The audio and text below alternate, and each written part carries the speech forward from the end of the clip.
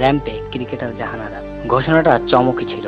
উপস্থাপিকা নাবিলা মঞ্চের পেছন থেকে মাইক্রোফোনে বললেন, আমাদের জাতীয় মহিলা ক্রিকেট দলের অধিনায়ক জাহানারা আলমের জন্য করতালি দিন।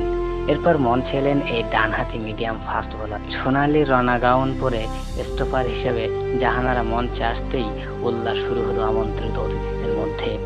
পেশাদার র্যাম্প মডেলদের মতোই ক্যাটওয়াকে আলো ছড়ালেন তিনি। হেঁটে হেঁটে যত এগোলেন হাততালি তত বাড়ল। ক্যাটওয়াকে শেষ যাওয়ার আগে সবার উদ্দেশ্যে হাত নাড়িয়ে অভিনন্দনে সাড়া দেন তিনি।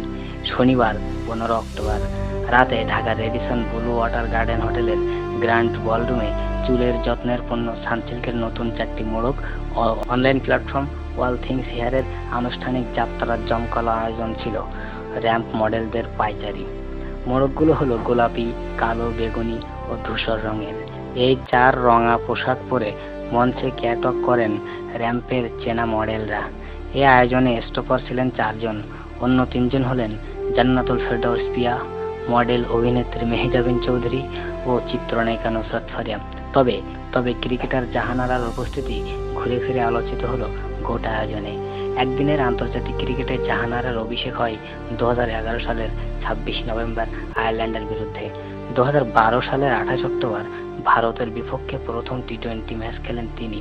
সম্প্রতি একটি টিভি নাটকে অভিনয় করেছেন জাহানারা।